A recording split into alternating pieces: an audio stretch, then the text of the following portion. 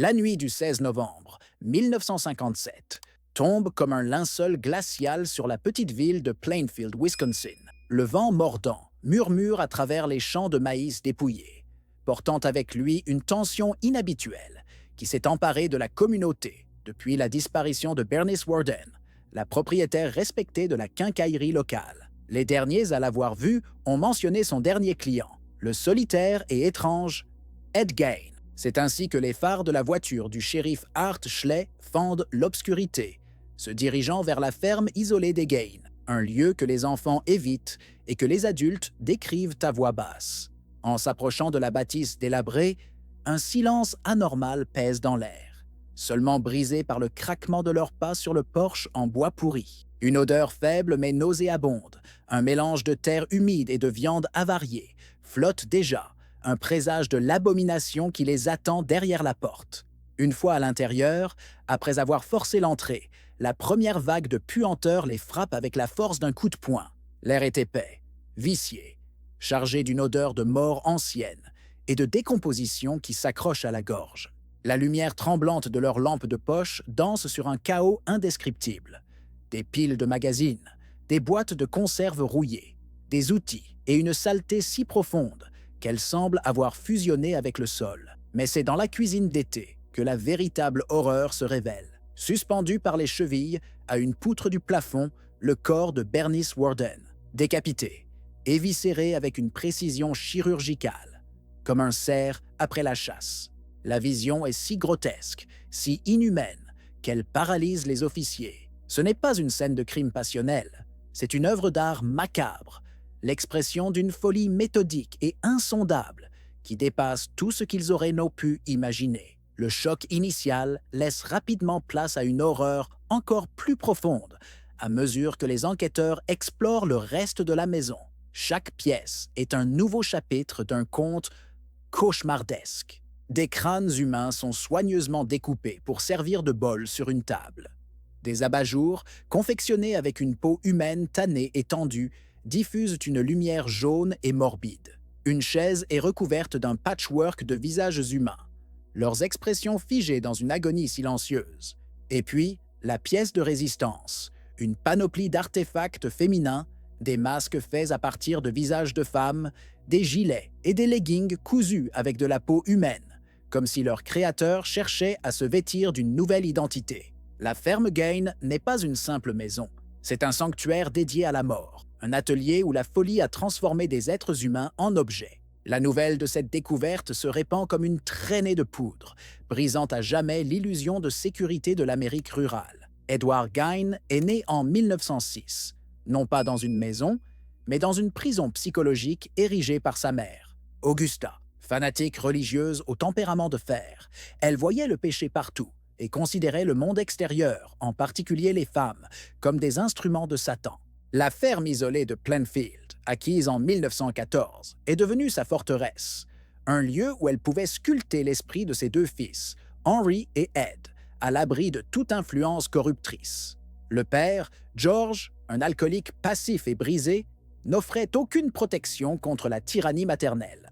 Augusta lisait la Bible avec une ferveur macabre, s'attardant sur les passages les plus sanglants de l'Ancien Testament, tout en martelant à ses fils que toutes les femmes, à l'exception d'elle-même, étaient des prostituées. Cet endoctrinement incessant a planté les graines d'une haine et d'une confusion profonde dans l'esprit du jeune Ed, créant une dépendance maladive à la seule femme qu'il avait le droit d'aimer. Après la mort de toute sa famille, Ed est devenu le reclus de Plainfield, une silhouette fantomatique que les habitants décrivaient comme timide, étrange, mais inoffensive. Il gagnait sa vie en effectuant de petits boulots, un homme à tout faire fiable, bien que socialement inapte, connu pour son rire enfantin et déplacé qui éclatait à des moments inopportuns.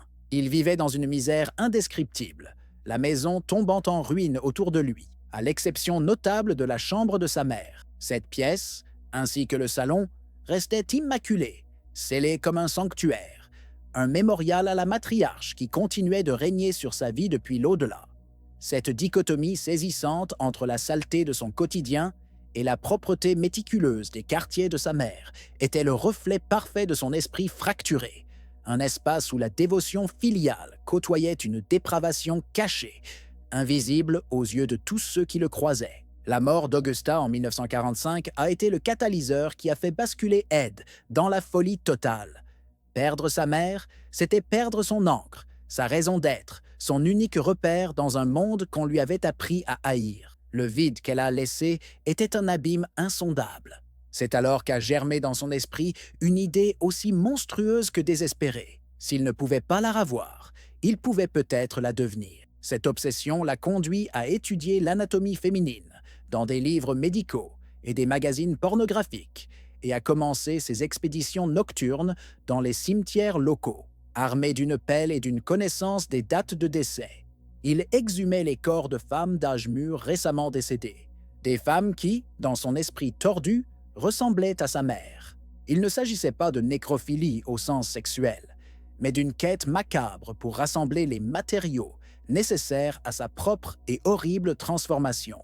Mary Hogan, la première victime confirmée de Gain, était une femme qui ne passait pas inaperçue. Propriétaire de la taverne locale, la Hogan's Tavern, elle était connue pour sa personnalité forte, son langage fleuri et son indépendance farouche. À bien des égards, elle incarnait une facette de la figure féminine autoritaire qui avait tant dominé la vie de Gain. En décembre 1954, elle a disparu sans laisser de traces, à l'exception d'une mare de sang sur le sol de son bar et d'une douille de calibre .32. Sa disparition a été un mystère pour la petite communauté, une énigme inquiétante, mais rapidement classée faute de pistes. Pour Ed Gain, cependant, ce fut un tournant décisif. Le pillage de tombes ne suffisait plus. Le besoin de chair fraîche, de spécimens, plus intacts pour son projet de costume féminin, l'a poussé à franchir une nouvelle frontière, celle du meurtre. Mary Hogan est devenue la première pièce maîtresse de sa collection, sa tête étant l'un des trophées retrouvés dans sa maison des horreurs. Bernice Worden était l'antithèse de la formidable Mary Hogan. Veuve de 58 ans et grand-mère aimante, elle dirigeait la quincaillerie de Plainfield. Elle était une figure douce, aimable et profondément ancrée dans la confiance mutuelle qui caractérise les petites villes. Sa vulnérabilité ne résidait pas dans une faiblesse physique, mais dans son incapacité à imaginer le mal absolu chez l'un de ses voisins. Elle connaissait Ed Gain, comme tout le monde. Il était le bizarre Ed, celui qui venait acheter de l'antigel. Le 16 novembre 1957, il fut son dernier client. La transaction, notée dans son registre des ventes, est devenue la pièce à conviction qui a mené la police à sa porte. En tuant Bernice, Gain n'a pas seulement pris une vie, il a assassiné l'innocence même de Plainfield. Son corps, profané de la manière la plus horrible qui soit, est devenu le catalyseur qui a révélé au monde l'abomination qui se cachait derrière le sourire timide et le regard fuyant du bricoleur local. Tout a commencé en 1914 lorsque Augusta Gain a convaincu son mari d'acheter une ferme isolée de 195 acres à la périphérie de Plainfield. Ce déménagement n'était pas une quête de prospérité agricole, mais un acte délibéré de quarantaine spirituelle. Augusta voulait soustraire ses fils, Henry et le jeune Ed, à l'influence pécheresse du monde.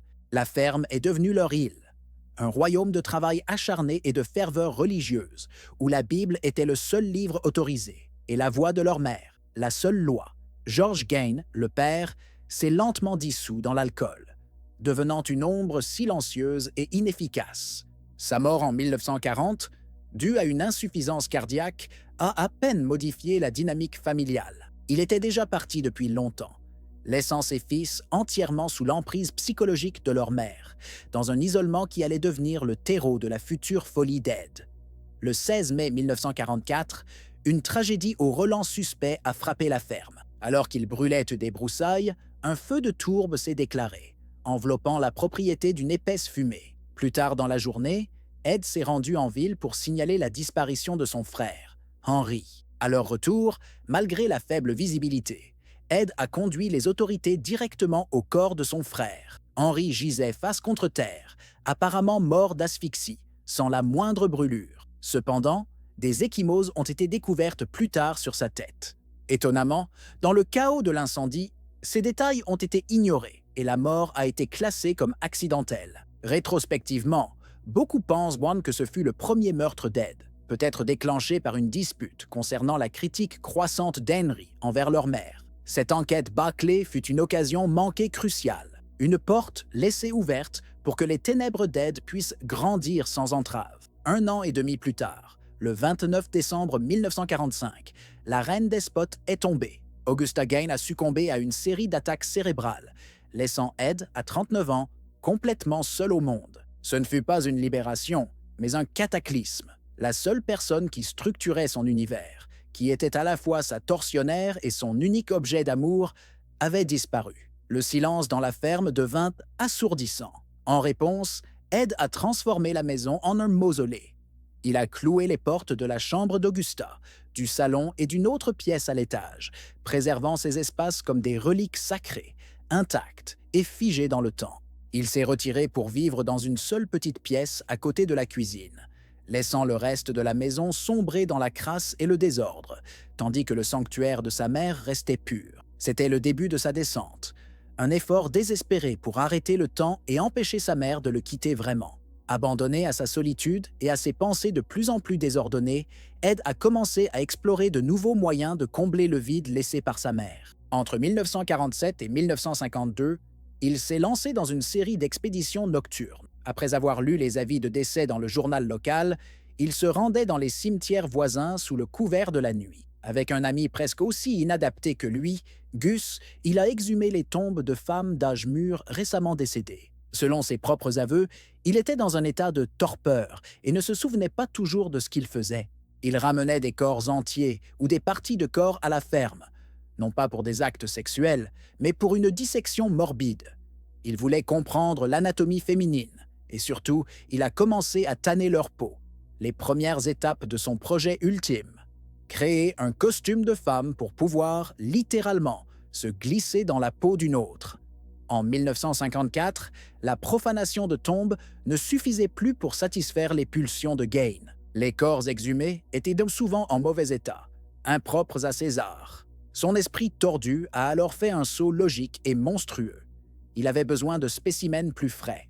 Sa cible fut Mary Hogan, la tenancière de 51 ans de la taverne locale. Le 8 décembre, il est entré dans son bar, lui a tiré une balle dans la tête avec son revolver de calibre .32 et a emporté son corps. La scène du crime était évidente. Une mare de sang, une douille, mais le corps avait disparu.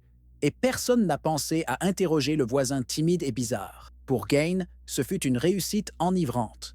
Il avait commis un meurtre en plein jour et s'en était tiré. La tête de Mary Hogan est devenue l'un de ses trophées, et sa peau a été ajoutée à sa collection grandissante, marquant son évolution de simple pilleur de tombes à prédateur humain.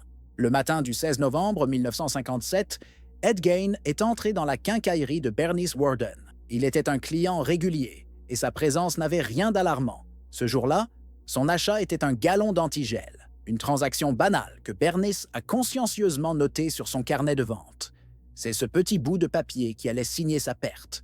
Une fois la transaction terminée, alors que le magasin était vide, Gain a pris un fusil de calibre .22 sur un présentoir et a tiré sur Bernice. La méthode était rapide, efficace et effroyablement pragmatique. Il a ensuite utilisé le chariot de la quincaillerie pour transporter son corps à l'arrière, l'a chargé dans le camion du magasin, a pris la caisse enregistreuse pour simuler un vol, puis est rentré tranquillement chez lui. Il avait commis l'acte qui, sans qu'il le sache, mettrait fin à son règne secret de terreur en l'espace de quelques heures. La découverte de la disparition de Bernice Worden a rapidement mis la communauté en alerte. Son fils, Frank, qui était également shérif adjoint, est entré dans le magasin et a trouvé la caisse ouverte et des taches de sang sur le sol. C'est en consultant le carnet de vente qu'il a vu le dernier nom, Ed Gain. Sachant que Gain avait été dans le magasin la veille pour inviter Bernice à une sortie, les soupçons se sont immédiatement portés sur lui. Le shérif Art Schley et ses hommes se sont dirigés vers la ferme isolée à la tombée de la nuit. Ils ont d'abord trouvé Gain chez un voisin où il dînait tranquillement. Après l'avoir appréhendé, ils se sont rendus à la ferme. Ce qu'ils y ont découvert a dépassé leur pire cauchemar, transformant une simple enquête pour disparition en une descente dans les profondeurs de la folie humaine, avec le corps profané de Bernice comme pièce centrale de cette exposition macabre. Le procès qui a suivi fut presque aussi étrange que les crimes eux-mêmes. En 1957, Gain fut jugé mentalement incapable de comprendre les accusations et fut interné à l'hôpital d'État central pour les criminels aliénés à Waupun. Pendant ce temps, sa ferme est devenue une attraction touristique morbide jusqu'à ce qu'elle brûle mystérieusement en 1958. Ce n'est qu'en 1968, après une décennie de traitement, que les psychiatres l'ont jugé apte à être jugé. Le procès fut bref. Il fut reconnu coupable du meurtre de Bernice Worden, mais simultanément déclaré non coupable pour cause d'aliénation mentale. Il a donc été renvoyé dans des institutions psychiatriques pour le reste de sa vie. Il y fut un patient modèle, calme et poli, ne montrant jamais le moindre remords. Ed Gain est mort d'une insuffisance respiratoire en 1984, à l'âge de 67 ans, laissant derrière lui un héritage de terreur qui continue de hanter l'imaginaire collectif. La première vague de tension, la plus primale, n'est pas visuelle, mais olfactive. En franchissant le seuil de la ferme Gain, les policiers sont assaillis par une puanteur si complexe et si pénétrante qu'elle semble avoir une présence physique. Ce n'est pas simplement l'odeur de la négligence, bien qu'elle soit présente, des relents de nourriture pourrie, de moisissures et de poussière ancienne. C'est une strate plus profonde, une odeur douceâtre et écœurante de viande faisandée, de sang séché et de graisse rance qui s'accroche au fond de la gorge. L'air est si lourd qu'il est presque impossible de respirer sans avoir des hauts le cœur. Chaque inspiration est une violation, un empoisonnement. Cette agression sensorielle crée un suspense insoutenable, car l'esprit tente désespérément d'identifier la source d'une telle abomination. L'odeur parle avant même que les yeux ne voient. Elle murmure les secrets de la mort et de la profanation, préparant les hommes à une horreur qu'aucun d'entre eux n'est prêt à affronter. Dans la salle d'interrogatoire, le suspense change de nature. Il n'est plus sensoriel, mais psychologique, émanant du vide effrayant qu'est Ed Gain lui-même. Assis face au shérif Schley, il est l'incarnation du calme. Il ne crie pas, ne pleure pas, ne nie rien. D'une voix monotone, presque enfantine, il répond aux questions avec une franchise désarmante. « Avez-vous vu Bernice Worden samedi ?» demande le shérif. « Oui », répond Ed sans ciller. « Je l'ai tuée. » La tension dans la pièce devient électrique, non pas à cause de l'aveu lui-même, mais à cause de l'absence totale d'émotion qui l'accompagne. Il décrit l'acte de meurtre et de démembrement avec le même détachement qu'il utiliserait pour expliquer comment réparer un moteur. Les enquêteurs ne sont pas face à un monstre rugissant, mais à une coquille humaine, un homme dont l'âme semble s'être évaporée depuis longtemps, laissant derrière elle une tranquillité plus terrifiante que n'importe quelle explosion de violence. La tension est ensuite alimentée par le poids du passé, par la question lancinante de savoir si tout cela aurait pu être évité. Au cours de la fouille de la ferme, un enquêteur découvre un vieil almanach dans la chambre d'Henry, le frère décédé. Coincé entre deux pages, une lettre à moitié écrite, jamais envoyée, adressée à un cousin.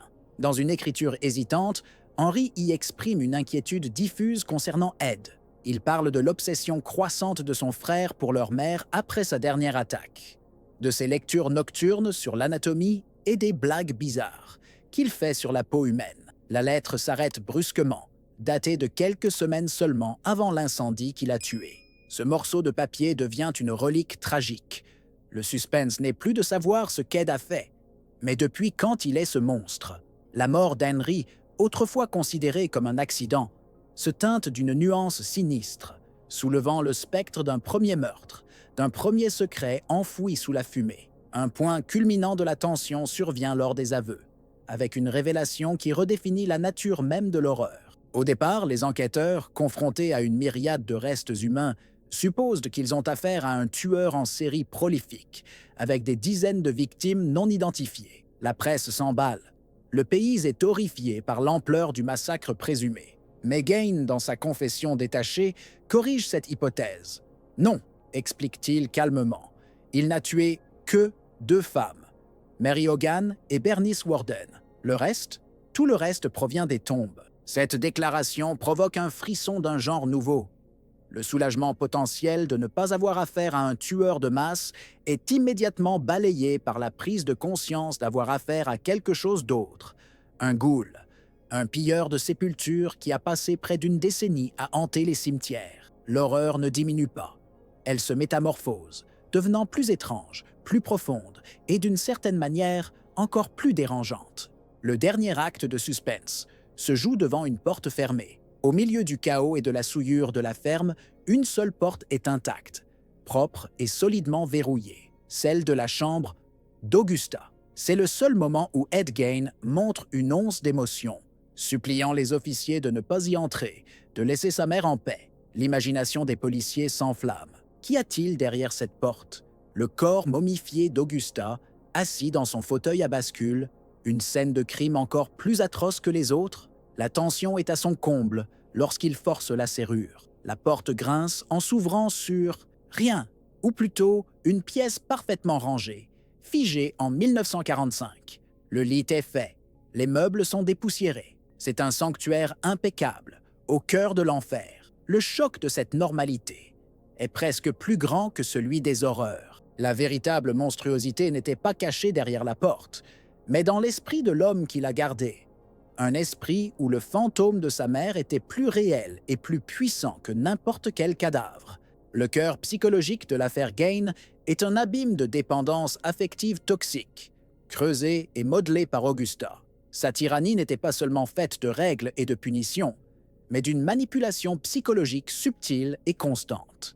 En diabolisant le monde extérieur, elle a fait d'elle-même l'unique arbitre de la réalité. Pour Ed, chaque pensée, chaque émotion devait être filtrée par son approbation.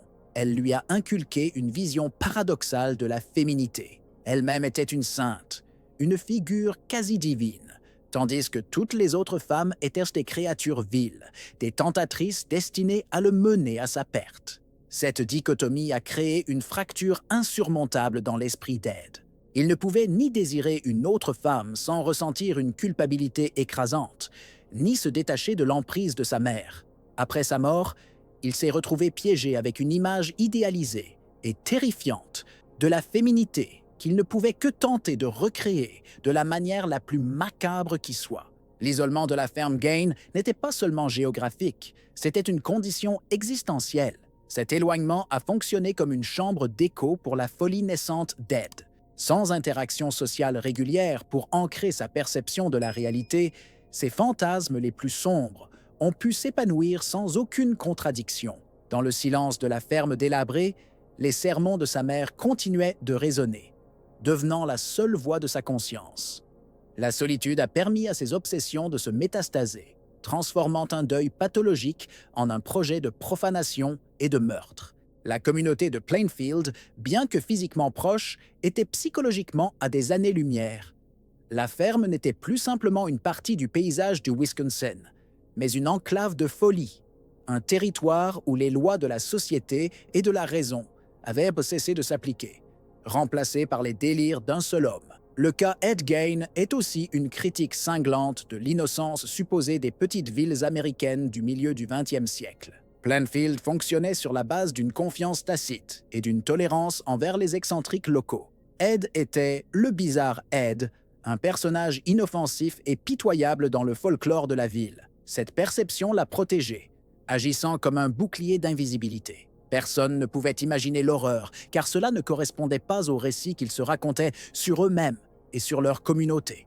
La découverte de ces crimes a provoqué une onde de choc social, révélant que le monstre n'était pas un étranger venu d'ailleurs, mais un voisin, un produit de leur propre environnement. L'affaire a brutalement démontré que la cohésion sociale et la familiarité peuvent engendrer une forme de cécité, un refus de voir l'obscurité qui peut se cacher derrière la plus banale des portes. Au-delà du contexte social, il y a eu une défaillance institutionnelle flagrante.